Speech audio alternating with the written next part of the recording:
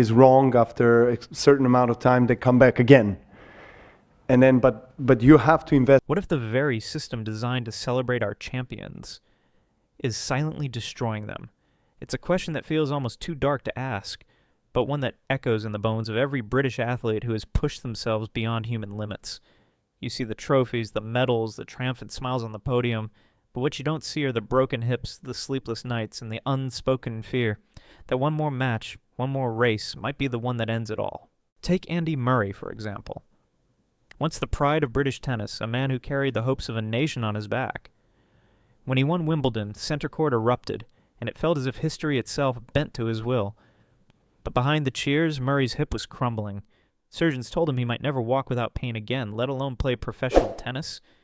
Yet he fought on, forcing his body into battles it was never built to sustain. Why? Because that's what the system demanded.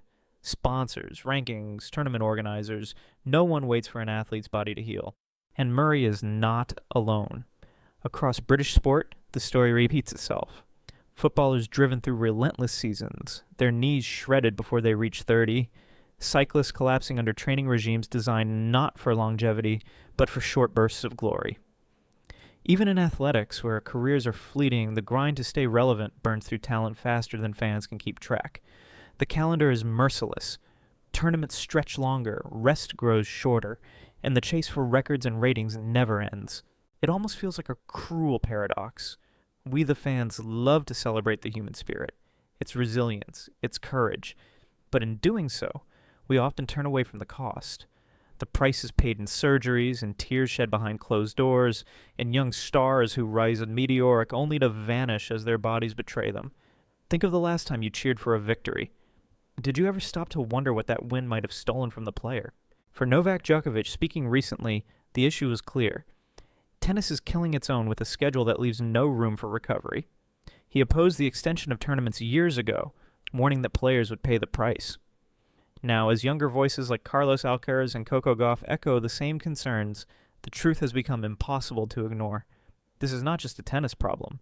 It is a modern sport problem. But here's the part that cuts deepest. Athletes themselves are caught in a trap. Many complain about the calendar, about exhaustion, about the impossibility of recovery. Yet at the same time, they sign up for exhibition matches, chase appearance fees, and agree to the demands of the same machine they condemn. It's a contradiction that reveals the ugly reality. Fame and fortune often leave them with no way out. So where does this leave us? A generation of British athletes chasing greatness while quietly fearing that the very system meant to immortalize them is breaking them piece by piece. From the outside, it looks like a dream. Bright stadium lights, roaring crowds, multi-million-pound sponsorship deals. But step behind the curtain, and you'll see something very different. A machine that chews up athletes and spits them out once they've lost their shine. Let's talk about the calendar. To a fan, a packed season is thrilling, more matches, more entertainment, more drama. But for the athlete, it is a suffocating treadmill. Tennis players move from Melbourne to Paris, from London to New York, barely pausing to breathe. Footballers slog through the Premier League, Champions League, domestic cups, and national duty with scarcely a moment of rest. The body doesn't just ache, it screams. Yet still, the machine demands more. Why? Because behind every match lies money. Broadcasters want more airtime, sponsors want more exposure, and organizers want bigger profits. For a tournament, stretching an event by just a few days can mean millions in revenue. For athletes, it means another layer of fatigue, another risk of injury. Djokovic admitted he never supported the extension of Masters tournaments. He knew what it would cost. And now, players like Alcaraz and Gauff are feeling the very pain he warned about years ago. But here's the paradox. Athletes often play into the machine themselves. They complain about burnout, but then they sign up for exhibitions in Dubai, Asia, or the Middle East, chasing appearance fees worth millions. How can you blame them? The career of a professional athlete is brutally short. Most know they have maybe a decade at the very top, and in that time they must secure their family's future. So they push and they push, even when their body begs for mercy. The result is hypocrisy that no one likes to talk about. Governing bodies accuse players of greed. Players accuse organizers of exploitation. The truth? Both are right. The machine thrives on this contradiction. Fans get their endless supply of drama. Sponsors get their exposure. Broadcasters get their content. And athletes? They pay the price. in surgeries and shortened careers, in lives forever marked by the physical and mental scars of the game. And what about unity? If athletes truly stood together, they could force change. Djokovic himself admitted the painful truth. Players are not united. They complain in interviews, they rally for a moment, and then they move on. No one wants to sacrifice tournaments, ranking points, or prize money for the greater good, so the machine keeps running, fueled by silence and scattered voices that never form a chorus. It's easy to see sport as a glamorous battlefield where talent triumphs. But look closer. You'll find exhausted men and women dragged into press conferences, asked to smile and inspire when all they want is a week of sleep. You'll see contracts that bind them tighter than shackles. You'll see the pressure of families, fans, agents, and sponsors, each pulling them in a different direction until the weight becomes unbearable. And yet, we cheer. We cheer because we don't see the blood under the bandages. We don't hear the midnight conversations when a player whispers to their partner, "I don't know if I can keep going." That's the part the cameras will never show. The ruthless truth is this: modern sport isn't just about who plays better, it's about who can survive the machine the longest. Every medal has a shadow. Every cheer echoes against a wall of silence we rarely hear, the silence of an athlete's private pain. Andy Murray's a limp onto a press conference stage, told a story more powerful than any trophy ever could. Here was a man who once stood as Britain's greatest tennis warrior, now struggling to walk without pain. At one point, so he broke down in front of the cameras, confessing he wasn't sure he could go on. Imagine it. Years of discipline, sacrifice, and triumph reduced to a single trembling voice saying, "I can't do this anymore." That's the human cost. And Murray is just one face of a much bigger truth. Consider England's footballers. Endless club matches, followed by international duty, followed by preseason tours that exist more for marketing than recovery. Wayne Rooney once admitted he was already burned out by the time he was 26. His body, battered by hundreds of games, betrayed him long before his hunger for the game did. The same story repeats in cycling, in athletics, in rugby. Heroes who give everything, and in return receive broken bodies and shortened careers. The cruel irony is that the public rarely sees this side. Fans only notice the decline down. Slower runs, missed shots, lost matches.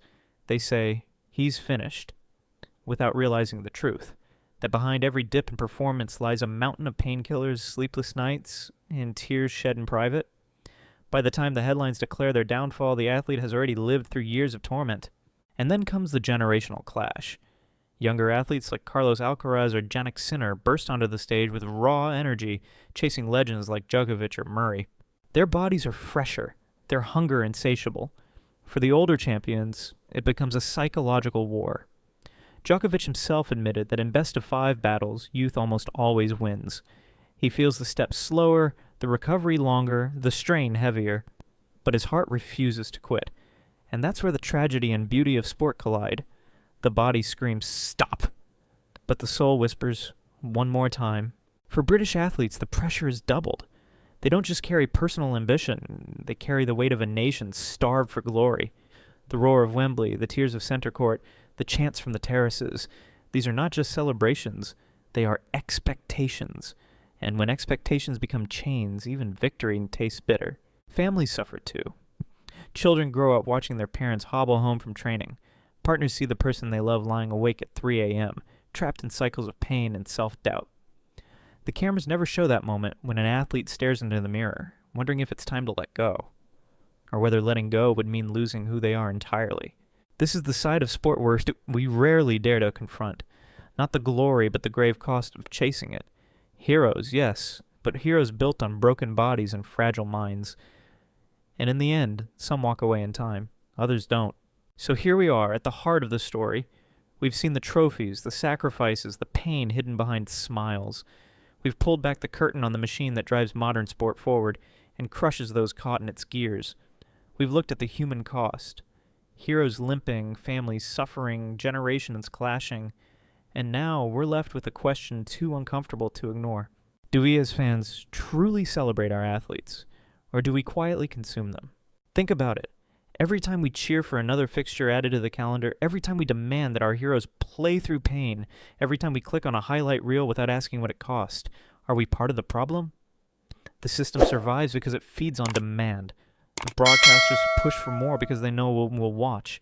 The sponsors demand endless exposure because they know we'll buy. And the athletes, they give in because walking away means not just losing income, but losing identity.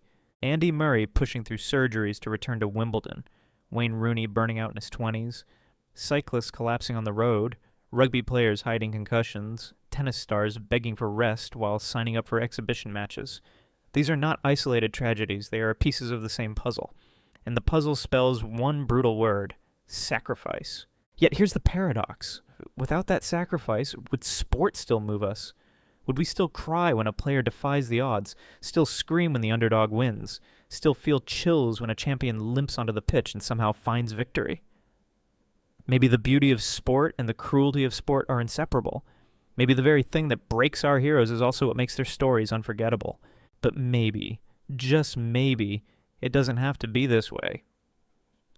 Djokovic once said that players need to stand united, to demand a calendar that values welfare over profit.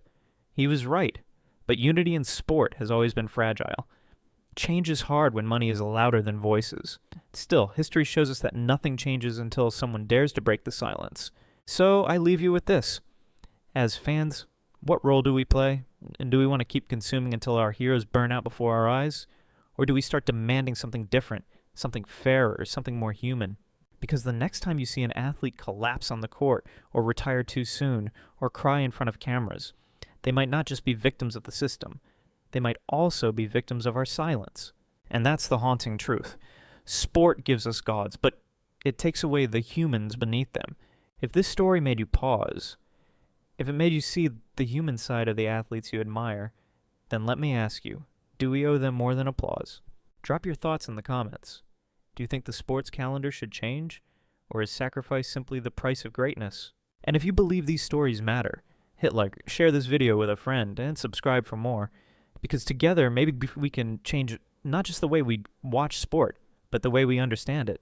Until next time, remember, every hero you cheer for is also a human who bleeds, breaks, and dreams, just like you.